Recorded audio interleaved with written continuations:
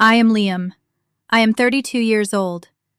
7 years ago, my own father, a ruthless Wall Street CEO, threw me out of his mansion in the dead of winter with absolutely nothing to my name. While I was standing on his freezing driveway, wondering how I was going to survive the night, he looked me dead in the eye and said my life was a complete waste and I would never amount to a single thing. He literally laughed alongside his executives as the heavy oak doors slammed in my face, cutting me off from my family forever. But there is one thing he did not know. The massive financial empire he had spent his entire life building was quietly crumbling. And the anonymous billionaire he was currently begging to save him from absolute ruin was me. And tonight, he was going to find out the hard way. Before I tell you exactly how I dismantled his world piece by piece, hit that like button if you believe that karma always comes to collect. And do not forget to let me know where you are watching from in the comments. Now, let us go back to where the hammer finally fell. I stood outside the Skyline Sovereign Club on Christmas Eve, watching my breath turn to frost in the bitter New York air. The wind coming off Central Park was brutal, cutting right through my coat, but I barely felt it. My blood was running hot with a quiet, calculated anticipation. It had been 7 long years since I had set foot in a room with my family. 7 years since I had heard my mother's voice. 7 years since my father told me my existence was a disappointment wrapped in skin. And now, here I was. I was wearing a simple, off-the-rack dark suit that I could have purchased at any mid-tier department store like Macy's. I carried a standard leather wallet that probably cost less than the imported caviar they were serving inside. I dressed this way entirely on purpose. I wanted them to see exactly what they expected to. I wanted to know if anything had changed, or if they would still look at me the way they always had, like I was a stain on their perfect, wealthy family portrait. The doorman, a towering man in a gold-braided uniform, nodded as I approached. He asked for my name. When I gave it, his eyes remained perfectly blank. He did not recognize me. Why would he? To the high society world of Manhattan, Liam Holloway was a complete nobody. I was a ghost who had vanished from their gilded halls and never returned. But I knew a secret that was about to shake this building to its foundation. I pushed through the heavy glass doors and stepped into a lobby dripping with crystal chandeliers and the heavy scent of old money, expensive pine, and expensive perfume. A string quartet played holiday standards somewhere in the distance. Waiters in crisp white jackets carried silver trays of vintage champagne. This was my father's world. This was the world of banking dynasties and corporate titans, where a person's worth was measured entirely by their real estate portfolio, their inheritance, and their annual salary. The maitre d' led me through a maze of private dining rooms, his polished shoes making zero noise on the thick carpets. We finally reached the massive double doors reserved for the Holloway family Christmas dinner. I paused at the entrance, steadying my breathing. Through the frosted glass panels, I could see the shapes of people moving. I could hear the low, commanding rumble of my father's voice echoing over the polite laughter. Arthur Holloway, CEO of Holloway Securities, a man who had built an empire on other people's money and his own unshakable belief that he was a god among men. I opened the door. The heavy wood groaned slightly. The conversation stopped immediately. Every single head in the room turned to face me. My mother, Margaret, sat frozen at the table with a crystal wine glass stopped halfway to her lips. She looked older, her face tight with years of suppressed anxiety. My older brother Julian stood near the floor-to-ceiling window. His face instantly cycled through shock, deep guilt, and a strange kind of panic. His wife, Clara, pressed her hand against her chest like a woman watching a car accident unfold in slow motion. And there, sitting at the head of the long mahogany table, was my father. He looked slightly older than I remembered. The silver in his hair had spread, and deeper lines carved grooves around his mouth. But his eyes were exactly the same, They were cold, calculating, measuring everyone against a standard only he understood. Liam. He said my name like it was a bad stock investment he was legally forced to acknowledge. You actually came. You invited me, I said, keeping my voice perfectly level. I thought perhaps time had taught you something. He scoffed softly and gestured to an empty chair at the absolute far end of the table. It was as far away from him as physically possible without sitting in the hallway. Sit. We were just discussing the new partnership with Reed Capital. Important business. Try to keep up. I took my seat without another word. A waiter instantly appeared at my elbow, offering a flute of champagne. I accepted it, though I did not take a sip. I needed my mind razor sharp tonight. The conversation quickly resumed, flowing entirely around me. My father spoke at length about his brilliant strategies, his inevitable success, his grand legacy. The other guests were business associates and family friends who had known me since childhood. They nodded along like synchronized puppets. Not a single person asked where I had been. Not one asked how I was doing. I was nothing more than furniture. 30 minutes into the meal, the main course was cleared. My father set down his knife and fork with deliberate precision. He dabbed his linen napkin against his lips and turned his gaze directly toward me. So, Liam. His voice carried across the room, silencing every other conversation instantly. I have to ask, are you still scrubbing toilets to pay your rent? Or have you finally found a real job? The question was a precision strike. It was designed to humiliate me in front of his peers. He knew exactly what buttons to push.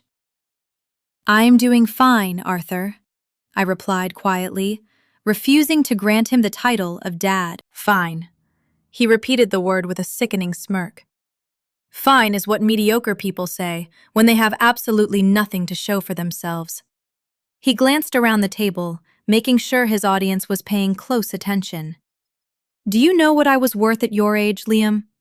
I had already made my first 10 million. I was sitting on 3 corporate boards. I was building a legacy for this family. What do you have to show for 32 years of life? A rented apartment somewhere in the dirty boroughs? A used car that barely starts in the morning? I felt the familiar heat rising in my chest, the old anger, the heavy, suffocating shame. For a split second, I was 24 years old again, standing in his study while he tore my dignity to shreds. But I was not 24 anymore. I was armed. I have enough, I said clearly. My father laughed loudly. It was an ugly, scraping sound that echoed off the high ceiling. Enough. Listen to him, everyone. He has enough.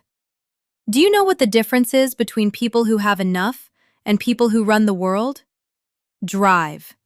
The willingness to crush whatever stands in your way. You never had it. You are soft. Arthur, please. My mother's voice was barely a whisper from across the table.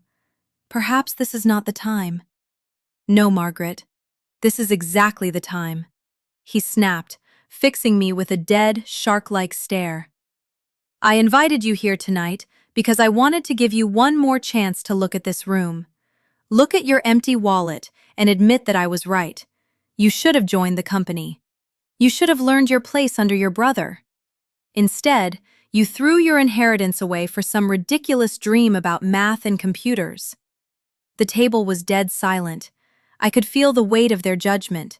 I could feel their quiet satisfaction at watching Arthur Holloway put his stray dog of a son back in his place. I set down my napkin. I met my father's gaze. I did not break eye contact. I did not flinch. I just smiled. It was a very small smile, but I saw a flicker of genuine uncertainty cross his face. He expected me to crumble. He expected an apology. He had no idea that the banking partner he was so desperate to impress, Richard Vance, was sitting 3 seats away, fully aware of exactly who I was. He did not know that the massive algorithmic trading fund he was currently begging for a lifeline was mine. I lifted my glass. The trap was set. But to understand how beautiful this execution was going to be, you have to understand the hell I crawled out of to build it. I thought the worst was over when I left home. I was so incredibly wrong. I grew up in a house that looked like a museum and felt like a maximum security prison. The Holloway estate sat on 12 manicured acres in Greenwich, Connecticut. It had 23 rooms, a massive staff, and enough antique furniture to fund a small country. From the outside, looking through the wrought iron gates, it was the absolute pinnacle of the American dream. Inside, it was an emotional wasteland where affection was treated as a weakness. My earliest memories are of crushing silence.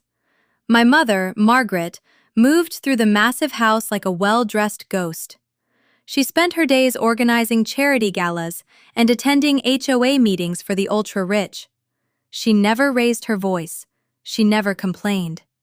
She existed in the margins of my father's life, grateful for whatever tiny scraps of attention he threw her way. She traded her voice for financial security long before I was born. She had her credit cards, her designer clothes, and her pristine reputation. She was terrified of losing it. My older brother, Julian, was the golden child. From the exact moment Julian took his first breath, my father claimed him. Julian was the heir. Julian would carry the family name. Julian would become everything Arthur Holloway demanded. And me? I was the spare. I was the backup plan that was never needed. The favoritism was not hidden. It was weaponized daily. I remember my brother's 16th birthday like it happened yesterday. I walked out of the front door to go to school, and parked in the circular driveway was a brand new Porsche 911. It was sleek, silver, and had a giant red ribbon tied to the roof. My father threw a massive catered party that weekend. He invited half of Wall Street to celebrate his perfect son. There was a jazz band on the lawn. There were ice sculptures. When I turned 16, 2 years later, my father completely forgot. There was no party. There was no car. He flew to London for a business trip and did not even call. The only person who remembered was Thomas, our elderly butler. Thomas sneaked a slice of chocolate cake from the kitchen into my room after midnight. My mother handed me a card the next morning before she left for the country club. It had a $100 bill inside. She looked away, too ashamed to even speak to me. I learned to survive by becoming invisible. I stayed in my room and buried myself in mathematics. I was fascinated by patterns, by the hidden logic that governed everything from weather systems to the stock market. While Julian spent his summers interning at Holloway Securities, being groomed for greatness, and shaking hands with state senators, I was told to stay out of sight during family gatherings. My presence was an inconvenience to my father's perfect narrative. The absolute breaking point happened on a cold Tuesday in March, shortly after my 24th birthday. I had just finished my master's degree in computational mathematics from Stanford.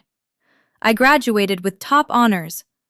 My thesis on predictive market modeling was actually being published in 3 major academic journals. For the first time in my entire life, I thought I had built something undeniably impressive, something even Arthur Holloway could not ignore or brush aside. I flew back to Greenwich because my mother called me.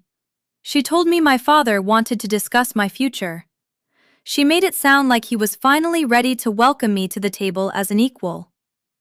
I walked into his massive oak-paneled study with my head held high. Julian was sitting in a plush leather chair. Nathaniel, my father's sneering right-hand man, leaned casually against the bookshelf. My mother sat nervously on a sofa near the window, clutching her purse. Nobody stood to greet me. "I have a proposal," my father began. He skipped any sort of greeting or congratulations on my degree. "Holloway Securities is expanding our digital infrastructure. We need someone with technical expertise to oversee the transition. Julian suggested you might be useful. I looked at my brother. Julian gave me a small, nervous nod, refusing to make real eye contact. The position reports directly to Julian, my father continued, shuffling some papers on his desk. You will handle the IT implementation, the server maintenance, and whatever technical support the trading floor needs. It is an entry-level salary, but you will have a job and a 401k. You will learn the business from the basement up. I stared at him. My blood ran cold. IT support? Dad, I just graduated from Stanford with a master's in computational mathematics. My algorithms can predict market variance. I build predictive trading models. You want me to fix the printers and run cables for Julian? Nathaniel laughed. It was a harsh, scraping sound. Listen to the kid. He reads a few books on the West Coast and thinks he's a portfolio manager. You should be down on your knees, grateful your father is offering you a paycheck. Liam, you have zero real-world experience. I am talking to my father, Nathaniel, I snapped. I turned back to Arthur. I have job offers from 2 major hedge funds in Manhattan. They want my predictive models. If I come work here, I want to build a quantitative division. I want to run my own algorithms. The temperature in the room dropped below freezing. My father leaned forward, his eyes turning to black ice. Julian earned his position. He understands loyalty. He didn't run off to California chasing foolish dreams on my dime. You will take the support role under your brother. You will do what you are told, or you will get nothing. Julian barely passed his undergraduate business classes, I said. The years of suppressed rage finally spilled over. The only reason he has a corner office is because his last name is Holloway. You want me to be a servant to your golden child so you can keep controlling both of us. You just want to keep me beneath him. Julian stood up, looking panicked. Liam, don't do this. Just take the job. Shut up, Julian, I said, my voice shaking with pure adrenaline. I looked at the man who had ignored me for 2 decades. You never wanted me. You just wanted an audience for your greatness. You wanted a punching bag. Well, keep your entry-level salary. Keep your toxic empire. I don't want a single penny of your money. My father stood up slowly. He walked around the massive mahogany desk until he was inches from my face. He smelled like expensive cigars and pure malice. You arrogant, worthless little boy. You think your math equations mean anything in the real world? You have no connections. You have no capital. You are absolutely nothing without my name. He pointed a rigid finger at the door. Get out of my house. You are no son of mine. Let's see how far your precious algorithms carry you when you are starving in the street. I turned and walked out. I didn't pack a bag. I didn't take any of the clothes he had bought me over the years. I just walked down the grand staircase, through the foyer, and out the front door into the freezing March wind. I walked for 3 miles along the dark, winding roads of Greenwich until I reached a brightly lit gas station. I checked my phone. I had exactly $84 in my checking account. My college fund was controlled by a trust one could not access. I was completely cut off. My phone buzzed in my hand. It was my mother. I answered it, shivering violently in the cold night air. Liam? She was sobbing softly. Liam, please apologize to him. Just come back and say you're sorry. He'll calm down. He'll forgive you. Mom, I'm at the gas station on Route 1. It's freezing out here. Can you just drive down here and bring me my heavy winter coat? Or maybe a few $100 so I can get a motel room for the night? The line went dead silent. I only heard the sound of her jagged breathing. Mom? If I leave the house, if I help you right now, he will cut up my credit cards. He told me if I contact you, he will initiate a divorce tomorrow morning. He will hire the most vicious lawyer in New York and leave me with nothing." Her voice broke into a pathetic whimper. "I'm sorry, Liam. I can't do it." She hung up the phone. I gripped the plastic casing of my phone until my knuckles turned white. My own mother. She chose her comfortable cage over her freezing sun. She chose her country club lunches and her allowance over my basic safety. That was the exact moment the last shred of the boy I was died. I promised myself right there on that frozen concrete that I would not just survive this. I was going to build a machine that would devour Arthur Holloway's entire world. I thought the worst part of the nightmare was over. I thought the betrayal was finished. I was so incredibly wrong. The first year away from Greenwich was a special kind of hell. I moved to New York City and crashed on a stained couch in a cramped Brooklyn apartment. I shared a single bathroom with 3 other guys who worked construction and retail. I paid my meager share of the rent by working the brutal morning shift at a greasy diner in Midtown Manhattan. Every morning at 5, I was pouring cheap, burnt coffee for arrogant investment bankers who made more money in one morning than I would see in 5 years. I went home every day smelling like old grease, bacon, and pure exhaustion. At night, I worked a second job as a janitor at a high-end boutique hotel near Central Park. I scrubbed toilets used by the elite. I vacuumed carpets. I changed heavy linen sheets stained with things I do not even want to describe. I swallowed my pride every single day because I had a mission. I never stopped working on my algorithms. I used a beat-up, second-hand laptop that overheated every 30 minutes. I sat at a tiny folding table in the kitchen of my shared apartment and traded sleep for code. I was building a predictive financial model that integrated sentiment analysis, macroeconomic indicators, and real-time news feeds. It was highly complex, beautiful math. One night at the hotel, everything shifted. I was emptying the trash in a luxury business suite when I saw a thick stack of papers left casually on the mahogany desk. It was a highly complex research paper on variance modeling in algorithmic trading. I glanced at it, intending to throw it away, but the equations caught my eye. The math was fundamentally flawed. I could see the error in the core equation instantly. Without thinking, I took a pen from my pocket and corrected the formula right there on the desk. I wrote a quick note in the margin explaining exactly why their model would fail disastrously during a high-volatility market crash. The next night, the man renting the suite was waiting for me. His name was Victor. He was a brilliant, eccentric data scientist who advised massive tech funds and startups. He looked at me, a kid in a blue janitor's uniform holding a plastic trash bag, and demanded I explain the math I wrote. I did. I walked him through the entire predictive sequence. 10 minutes later, Victor offered me a job as a junior data analyst at his firm. The salary was low, barely enough to cover my Brooklyn rent, but the access to raw, real-time market data was exactly what I needed. I started testing my own predictive models using Victor's servers during the night. The results were terrifyingly accurate. I was predicting market movements days before they happened. Then, exactly when I thought I was finding my footing and building a real life, my family dragged me back into the dirt.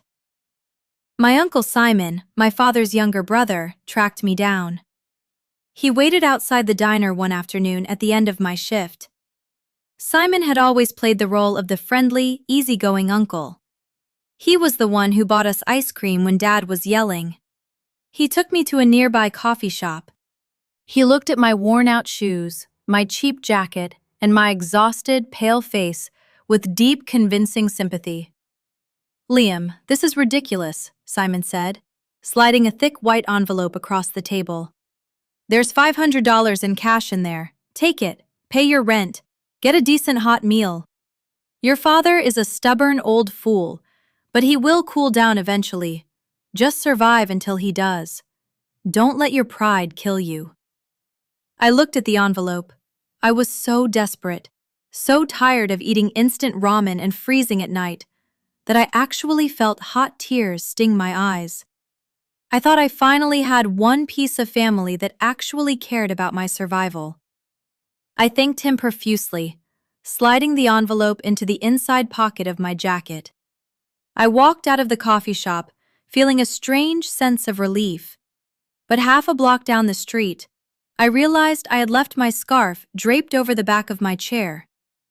I turned around and walked back inside. Simon was still sitting at the corner table. He had his phone pressed to his ear. He was laughing. "Arthur, you really should have seen him," Simon chuckled, his voice dripping with absolute malice. "He looks like a homeless person. He is literally scrubbing toilets and pouring coffee for tips. He took the $500 like a starving dog. It was pathetic. Give it another month. When winter really hits, he'll be crawling back to Greenwich begging you for that IT job." I froze in the doorway. My stomach plummeted to the floor. The friendly uncle routine was a trap. Simon was a spy, sent to gather material for my father's entertainment. They were treating my poverty, my struggle, and my pain like a spectator sport. I walked up to the table. Simon looked up, his face dropping in sheer panic. I pulled the envelope out of my pocket and dropped it directly into Simon's half-empty coffee mug. The thick paper soaked up the dark liquid instantly. "Tell Arthur he is going to need that money a lot more than I do," I said quietly. I walked out and never looked back. That betrayal flipped a permanent switch in my brain. It was no longer just about survival. It was no longer just about proving them wrong. It was about absolute, total annihilation. I took my algorithms to Sophia. Sophia was a former hedge fund manager who had been brutally pushed out of her firm by old, toxic men exactly like my father. She was brilliant, angry, and looking for a comeback. She reviewed my code. She ran it through rigorous stress tests against the 2008 market crash data. When the simulation finished, her hands were actually shaking. "Liam," she whispered, staring at the screen. "This doesn't just predict the market. It reads the collective psychology of the market before the market even knows what it's doing. If we launch this, we will destroy the competition." We launched GH Venture in absolute secrecy. I refused to put my name on any public filings. We used a massive labyrinth of shell companies, legal trusts, and ironclad non-disclosure agreements. As far as the outside world was concerned, GH Venture was a ghost ship run by a nameless European syndicate. We started with $3 million of angel investment from people Sophia trusted. Within 18 months, my algorithm generated returns that made Wall Street veterans feel physically sick. While traditional funds panicked over global supply chain disruptions and interest rate hikes, my model saw the patterns weeks in advance. We shorted the exact right sectors. We didn't just beat the market, we broke it. By my 30th birthday, GH Venture crossed $500 million in assets under management. I moved out of Brooklyn and into a discreet, highly secure penthouse. I had more money than I could spend in 10 lifetimes, but I drove a normal car. I wore normal clothes. The wealth was not the goal. The power was the goal. And then, the universe handed me the ultimate gift on a silver platter. The storm was finally coming for Arthur Holloway. The call came on a dark, rainy Tuesday in November. I was sitting in my office overlooking the Manhattan skyline. Sophia walked in, shutting the heavy glass doors securely behind her. She looked serious, but there was a dangerous, triumphant spark in her eyes. "Richard Vance wants a meeting," she said. Richard Vance was the chairman of Reed Capital. He was the undisputed king of institutional banking in New York. If Reed Capital backed your fund, you were virtually untouchable. You had access to sovereign wealth funds and massive pension accounts. But Richard Vance was also notoriously aggressive. He had been digging into GH Venture for months, obsessed with finding out who was behind the impossible, logic-defying returns we were generating. He found a paper trail, Sophia explained, sitting across from my desk. He hired private investigators who managed to trace a series of complex offshore transactions back to one of our primary holding companies. He knows you are the architect, Liam. He requested a private meeting. Just you and him. Today. I met Richard in a private mahogany-paneled room at an exclusive members-only club in Tribeca. He was a tall, imposing man, with silver hair and eyes that missed absolutely nothing. He ordered a scotch and didn't waste any time with small talk. "I have been in this cutthroat business for 40 years, Richard said, swirling the amber liquid in his glass. "I have seen absolute prodigies burn out, and I have seen brilliant frauds go to federal prison. But your algorithms, Liam, they are a different species entirely. Reed Capital wants to provide institutional backing for GH Venture.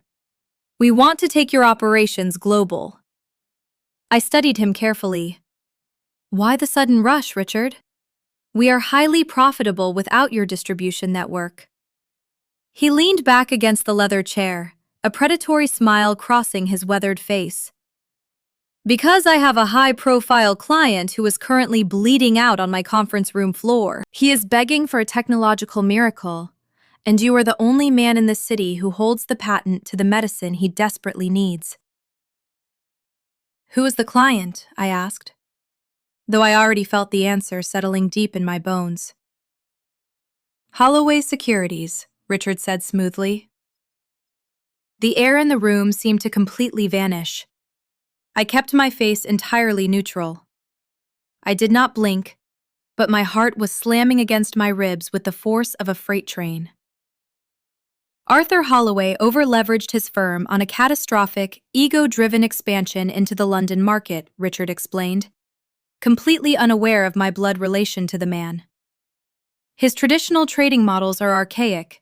They are losing millions every week. He is hemorrhaging capital. His board of directors is threatening to remove him and strip him of his equity. He came to me yesterday, begging for a massive capital injection and a strategic partnership. Specifically, he wants access to the technology that GH Venture possesses. He firmly believes it is the only thing that will save his legacy and stop the collapse of his stock.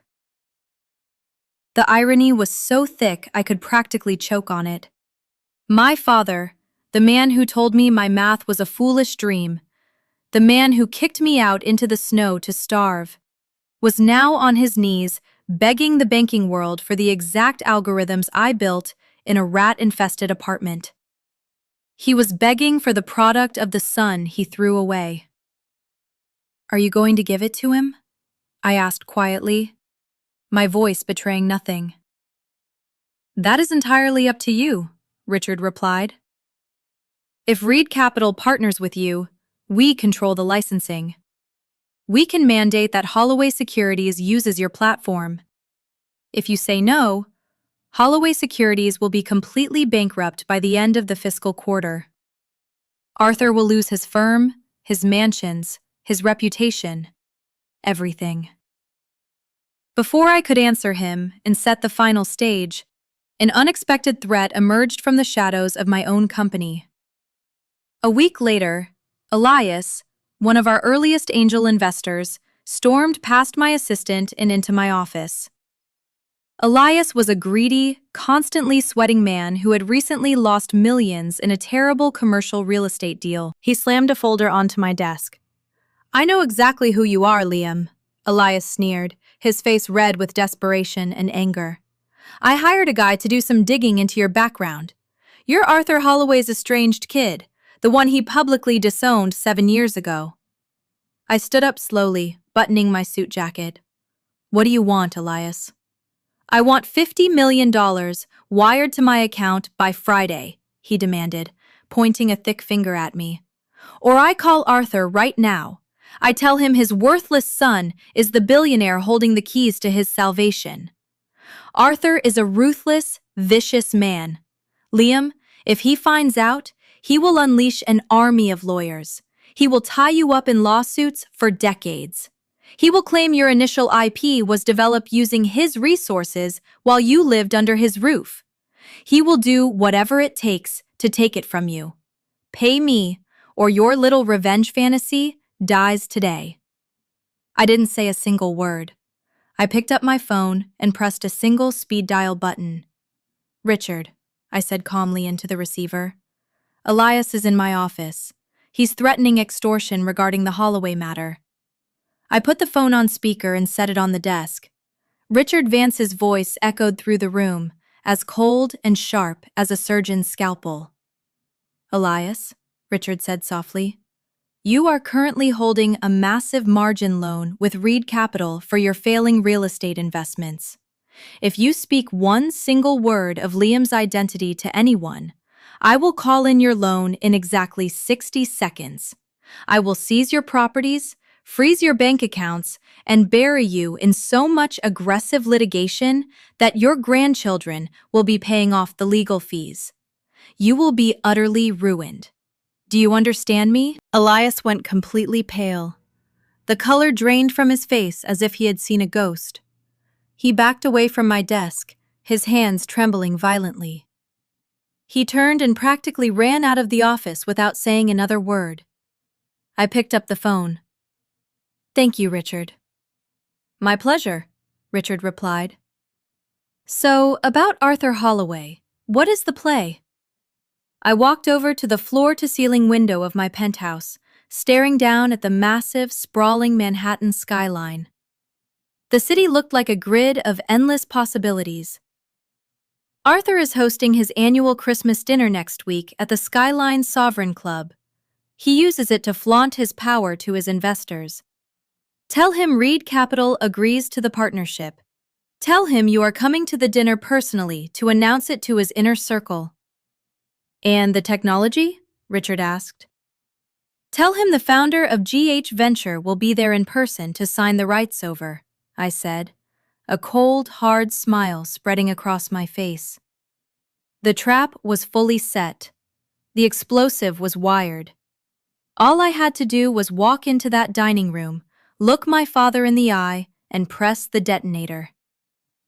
The atmosphere inside the private dining room of the Skyline Sovereign Club was thick with the scent of roasted duck, expensive truffles, and the absolute suffocating arrogance of Wall Street's elite. I sat at the far end of the incredibly long mahogany table, completely ignored by the people who shared my DNA, and watched my father orchestrate his grand, desperate illusion. This was not just a simple Christmas dinner. This was a carefully staged, theatrical performance designed to save his life. Arthur Holloway was using this holiday gathering to project absolute financial invincibility to his most critical investors, his nervous board members, and his sycophantic friends. He desperately needed them to believe that Holloway Securities was stronger than ever. He was completely masking the reality that his firm was bleeding out from catastrophic commercial real estate investments and a deeply flawed international expansion strategy. I took a slow sip of my sparkling water, my eyes tracking every single movement in the massive room. The waiter cleared our plates with practiced, silent efficiency. The low murmur of wealthy people discussing their massive investment portfolios, their upcoming winter vacations in Aspen, and their latest luxury acquisitions filled the space. Nobody was talking about the massive, looming threat of bankruptcy. Nobody was mentioning the impending lawsuits from angry shareholders who were watching their dividends vanish. They were entirely captivated by the illusion Arthur had meticulously built over the past 3 decades. My older brother, Julian, sat 3 seats away from my father. Julian looked like a man standing on the extreme edge of a high cliff. He was drinking his scotch entirely too fast. His wife, Clara, sat next to him, her posture completely rigid. Her eyes constantly darted toward the heavy wooden door, as if she was calculating the exact moment she could escape this nightmare. I knew their marriage was falling apart rapidly. I knew Julian was crumbling under the unbearable weight of being the golden child, forced to prop up our father's failing empire while taking the blame for every corporate misstep. Clara had already consulted a lawyer about a potential divorce and full custody of their 2 children. The tension radiating from them was palpable. My mother, Margaret, sat quietly near my father. She offered polite, hollow smiles to the heavily jeweled wives of the executives. She looked exactly like a fragile bird trapped in a gilded cage, terrified to make a single sound or sudden movement that might upset the warden. Her entire existence was tied to her monthly allowance and the social standing her marriage provided. My father suddenly picked up a silver spoon and tapped his crystal champagne flute. The sharp, high-pitched ringing cut through the chatter instantly. The room fell into a reverent, obedient silence. Every eye turned to Arthur. He stood up slowly, buttoning his tailored Italian suit jacket. He projected the flawless image of a fearless captain steering a massive, unsinkable ship. "Family, friends, and esteemed partners," Arthur began. His voice dropped into that familiar, commanding baritone that he used to close multi-million-dollar deals and intimidate rivals. "I want to sincerely thank you all for gathering here tonight. Christmas is a time for reflection. It is a time to appreciate the incredible legacy we have built together. And more importantly, it is a time to look forward toward the horizon. As many of you know, the market has been highly unpredictable this year. We have navigated some incredibly turbulent waters. We have watched some of our competitors fold under the pressure. We have watched weaker men panic." He paused, offering a confident, dismissive chuckle. The executives around the table chuckled right on cue, eager to please the boss. "But Holloway Securities does not panic," Arthur continued, leaning his hands heavily on the polished wood of the table. "We adapt. We conquer. I am incredibly proud to announce to you all tonight that we are entering a new dominant era. We have spent the last few months quietly negotiating a monumental strategic partnership. By the end of this week, Holloway Securities will officially join forces with Reed Capital." A loud murmur of genuine awe rippled through the room. Several people clapped politely. Partnering with Reed Capital was the absolute holy grail of high finance in New York City. It was the ultimate validation. Arthur soaked in their admiration, his chest puffing out with sheer pride. He fed on their approval like a starving man. "With Reed Capital's immense institutional backing, we are acquiring the exclusive licensing rights to the most advanced revolutionary trading technology on the planet," Arthur boasted, his eyes gleaming with unchecked greed. "This highly guarded technology is going to fully automate our quantitative division. It will predict market variance with unprecedented accuracy. It is going to render our competitors entirely obsolete. The future of this firm is secured for generations to come. My legacy will outlive us all." He raised his glass high in the air. The entire room followed suit, raising their crystal flutes. "To legacy, to supreme power, to the absolute future."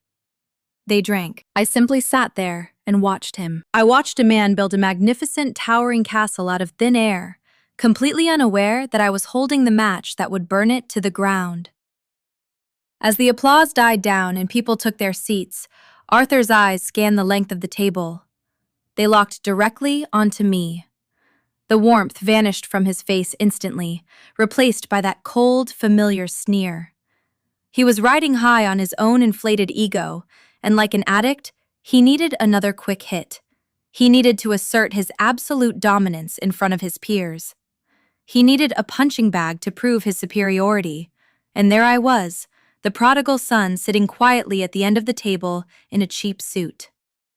"Of course," Arthur said, his voice carrying a dangerous, mocking edge that made the room grow uncomfortably quiet. Not everyone understands what it takes to build a lasting legacy. Not everyone has the stomach or the intellect for this level of extreme success. The executives shifted nervously in their seats. Julian stared down at his empty scotch glass, his jaw clenching tight enough to crack a tooth.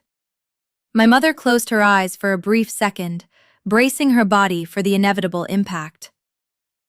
Arthur walked slowly down the length of the table toward me. "Look at my youngest son, Liam. I gave him every single opportunity in the world.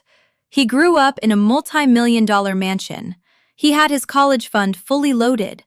I even offered him a guaranteed salary and a highly secure job at my firm. I handed him a career on a silver platter. But Liam thought he was significantly smarter than all of us.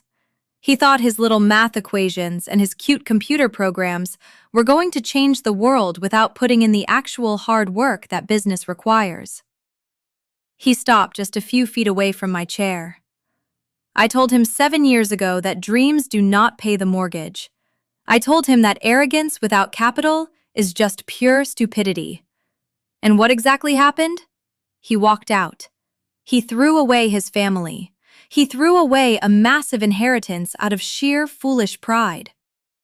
Arthur gestured widely toward my off-the-rack suit with a look of pure, unadulterated disgust. "And now look at him, 32 years old, sitting at the adults' table, contributing absolutely nothing to the world. Tell me, Liam, when you are pouring coffee for your bosses, or whatever menial labor you do to afford that cheap jacket, do you ever deeply regret your foolish choices? Do you ever wish you had just swallowed your pride and listened to your father?" I looked up at him. The sheer audacity of his delusion was almost beautiful to witness.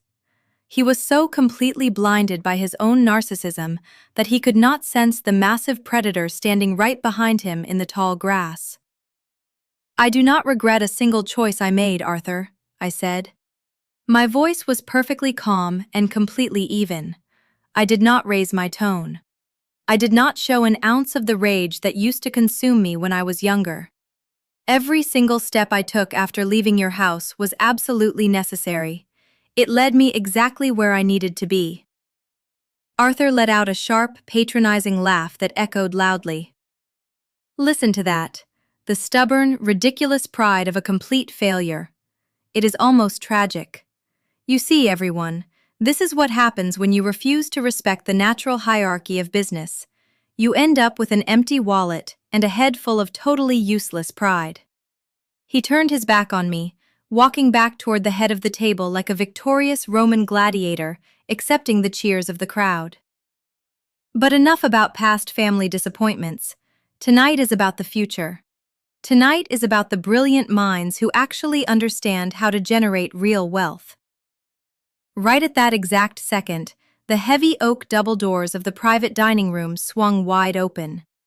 The maitre d' quickly stepped aside, and Richard Vance walked into the room. Richard was flanked by 2 of his senior legal partners. He wore a sharp, custom-tailored charcoal gray suit, his silver hair perfectly styled. He radiated the kind of quiet, terrifying power that made even billionaires nervous.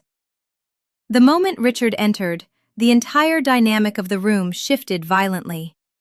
My father's arrogant posture instantly melted into eager, almost desperate submission. He practically sprinted across the thick carpet to shake Richard's hand. "Richard, my good friend," Arthur beamed, pumping the powerful banker's hand enthusiastically. "We were just talking about you. I was just telling my partners and my family about the monumental deal we are finalizing this week. Please come in. Have some vintage champagne. The floor is entirely yours." Richard did not smile. He did not accept a glass of champagne from the waiter. He looked at Arthur with a cold, highly detached expression of a surgeon about to deliver a terminal diagnosis. "Arthur," Richard said, his voice echoing loudly and clearly in the quiet room. "I apologize for interrupting your private family dinner, but there has been a slight alteration to our arrangement. A rather significant development regarding the technology acquisition." Arthur's smile faltered for a fraction of a second, but he quickly recovered his composure. "A development?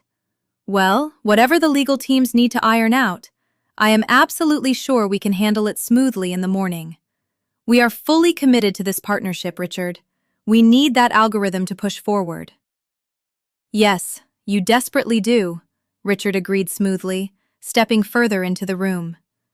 Your firm is facing critical insolvency within the next 90 days if you do not immediately implement this exact technology. You need it to survive the upcoming audits and the impending shareholder lawsuit that is currently being drafted. I believe we all understand the severe stakes here. A collective gasp swept through the room. The high-level executives at the table looked at each other in sheer panic. Arthur had lied to them directly to their faces. He had completely hidden the massive financial distress of the company. Now, the highly respected chairman of Reed Capital was exposing his impending bankruptcy in front of everyone. Arthur's face turned a sickening shade of gray. Richard, please, I beg you, this is a private family event. We can discuss the operational and financial details at the office tomorrow. This is not an operational detail, Arthur, Richard interrupted. His voice hardened into solid steel. This is a matter of legal ownership. You see, Reed Capital does not own the algorithm you are so desperate to acquire. We simply represent the fund that built it. We represent GH Venture. Yes, I know, Arthur said quickly, his voice rising in pitch as he desperately tried to regain control of the narrative. And I have immense, profound respect for the founder of GH Venture. Whoever he is, the man is an absolute mathematical genius. His predictive models are flawless. I am entirely willing to pay whatever premium he demands to license the software. Just tell me his price. Tell me what he wants. Richard Vance finally smiled. It was not a kind smile. The founder of GH Venture does not want your money, Arthur. He already has significantly more money than your entire firm is currently worth. And he is not a nameless European syndicate. The architect of the algorithm, the sole legal owner of the intellectual property you are currently begging for, is sitting right here in this room. Arthur froze completely. His eyes darted frantically around the table, looking at his wealthy friends, his confused executives, actively searching for a hidden billionaire among them. Richard Vance slowly raised his hand and pointed directly across the length of the long mahogany table. He pointed straight at me. Arthur Holloway, allow me to formally introduce the billionaire founder of GH Venture, Richard said, his voice ringing with absolute crushing finality. Your son, Liam. The silence that immediately fell over the massive dining room was not just quiet, it was a heavy, suffocating vacuum. It was the exact kind of silence that happens right after a bomb goes off, in that split second before the debris even hits the ground. Every single person at that long mahogany stopped breathing. The highly trained waiters standing near the walls froze like marble statues. My father stood entirely paralyzed in the center of the room. The color drained from his face so fast, he looked like a freshly embalmed corpse. His jaw went completely slack. He looked at Richard Vance, and then he slowly, mechanically, turned his head to look down the length of the table at me. His eyes were wide with a highly volatile mixture of profound shock, utter disbelief, and the terrifying dawning realization that his entire reality was collapsing around him. No, Arthur whispered. The word barely made it past his dry lips. No, that is a joke. That is mathematically impossible. Richard, this is some kind of sick, elaborate prank. Liam is a nobody. He has absolutely no capital. He has no connections in this industry. He works in a diner pouring coffee. He worked in a diner 7 years ago, Arthur, Richard corrected him, his tone brutally professional and completely void of sympathy. He used that difficult time to build a predictive financial model that currently manages over $1 billion in global assets. I have personally reviewed the legal documents, the patents, the shell companies, and the audited financial statements. Liam Holloway is the sole architect and majority shareholder of GH Venture. He is the man holding the absolute keys to your survival. I stood up from my chair at the end of the table. I buttoned my off-the-rack dark suit jacket with slow, deliberate precision. I did not rush the moment. I had waited 7 years, 3 months, and 14 days for this exact confrontation. I wanted to feel every single second of it burn into his memory.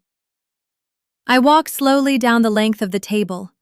The executives who had been laughing at me and pitying me just 10 minutes ago now pressed themselves firmly back into their plush chairs. They looked at me with a potent mixture of deep awe and absolute terror. I was no longer the stray dog of the Holloway family. I was the executioner holding the axe. I stopped directly in front of my father. He was actually trembling. The great Arthur Holloway, the feared Wall Street titan who ruled his family and his employees with an iron fist, was physically shaking in his expensive Italian shoes. "You told me my math was totally useless," I said. My voice was low, cutting through the dead silence of the room like a razor blade. "You told me I was incredibly arrogant. You told me that I would be starving in the street without your last name to protect me." Arthur opened his mouth to speak, but no words came out. He just stared at me, his eyes darting frantically, desperately searching for a way out of the massive trap that had just slammed shut on his neck.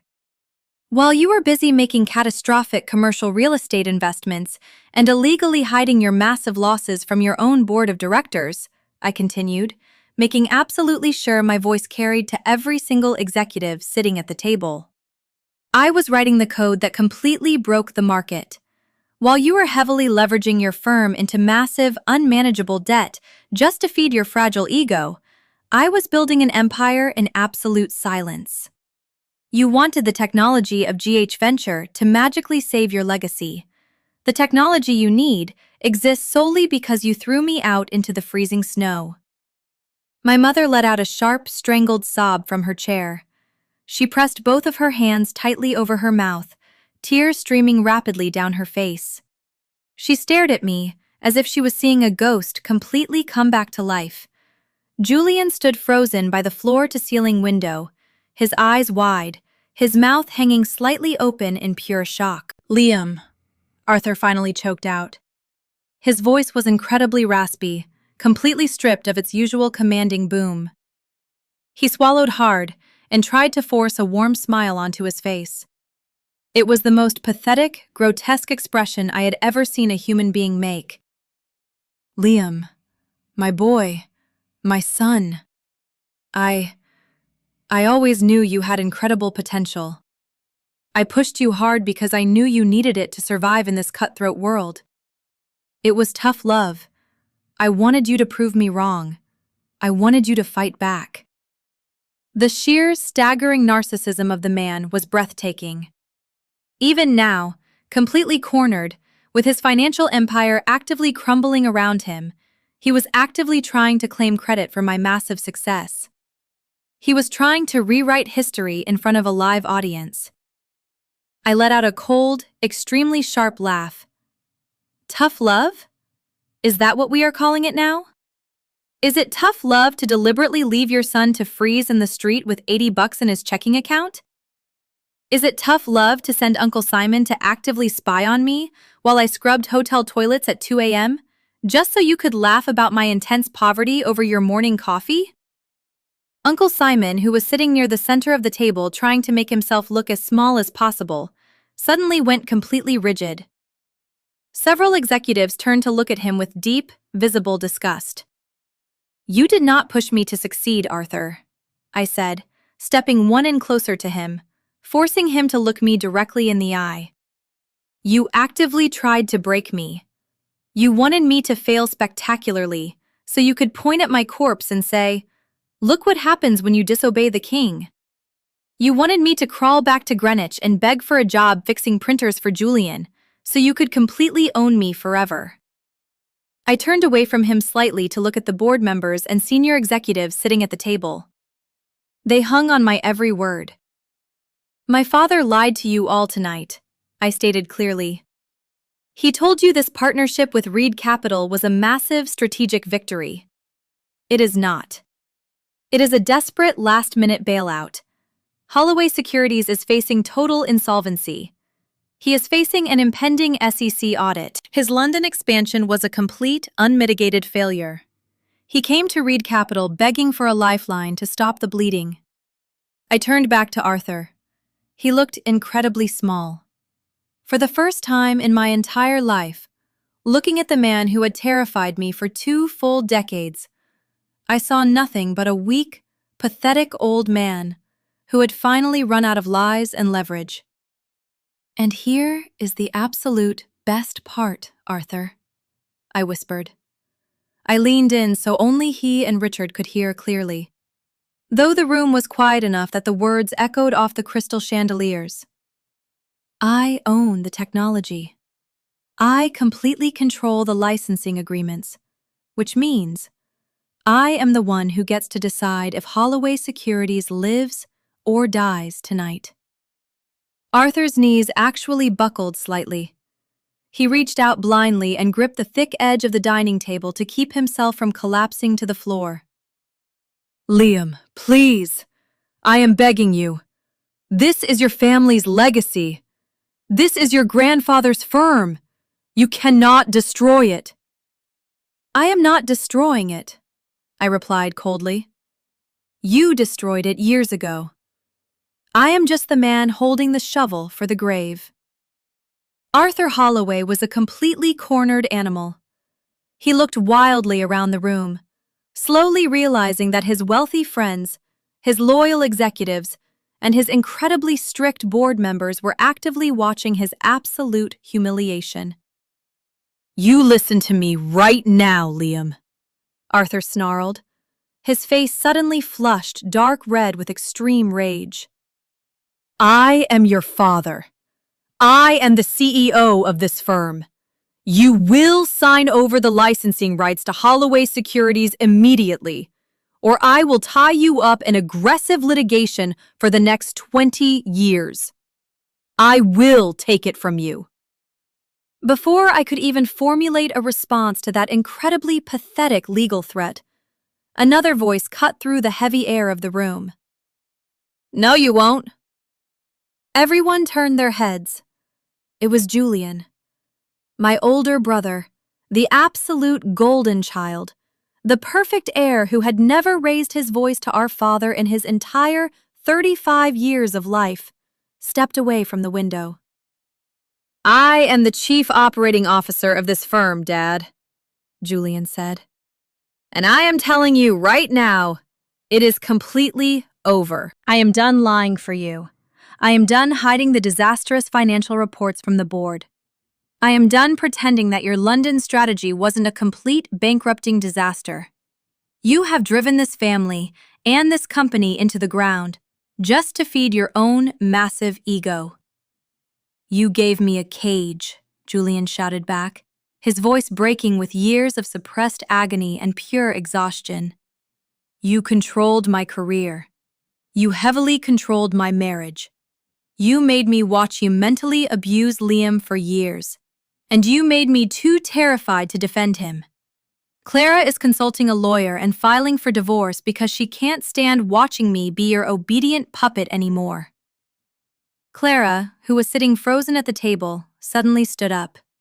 She walked quickly over and stood right next to Julian, grabbing his hand tightly. My mother, Margaret, finally stood up. Her chair scraped loudly against the polished floor. She walked straight up to me and grabbed my arm tightly, sobbing heavily into my shoulder. "I am setting the terms," I said. "Holloway Securities needs a massive bailout. I will provide the capital injection through GH Venture, and I will grant exclusive licensing of my predictive algorithms to the firm. But I have 2 absolutely non-negotiable conditions.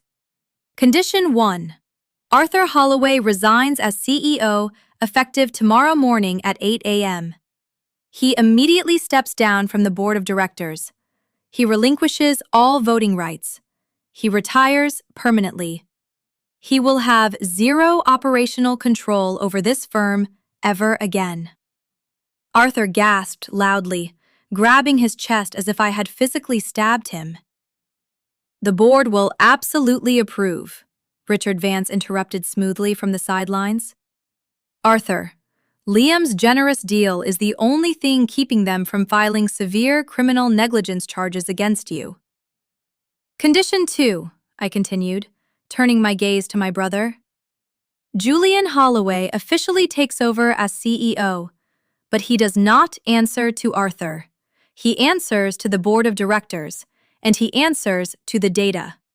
I will personally oversee the quantitative transition." Julian looked at me, completely stunned. "Liam, you actually want me to run it?" "You actually care about the employees, Julian?" I said honestly. "You spent the last 5 years desperately trying to clean up his massive mistakes behind the scenes. You just needed the tyrant completely out of the way so you could actually lead. Now is your chance." I looked back at Arthur. He was utterly defeated. "You have exactly until tomorrow morning to sign the resignation papers, Arthur," I said coldly. "If you refuse, I completely pull the deal. Reed Capital legally calls in your massive debts, and you go completely bankrupt by Friday." I gently detached myself from my mother's tight grip. I adjusted my cheap suit jacket. "Merry Christmas, everyone," I said. I turned and walked out of the dining room. I didn't look back once. 6 months later, the chaotic dust had finally settled. Arthur signed the official resignation papers the morning after the Christmas dinner. Julian officially took over as CEO of Holloway Securities. Within 4 short months, they were highly profitable again. More importantly, Julian completely changed the toxic culture. He fired Nathaniel and the other useless sycophants. Clara canceled the meetings with her lawyer. The divorce was officially off the table. On a beautifully warm afternoon in June, I met my mother for lunch at a quiet, highly private cafe in Central Park. She pulled out a small, yellowed envelope and slid it slowly across the table to me. "I desperately wanted to give this to you 7 years ago," she said, her voice trembling slightly. Inside was a cashier's check made out to me for $50,000. It was dated the exact week my father kicked me out into the snow. "I was a coward, Liam.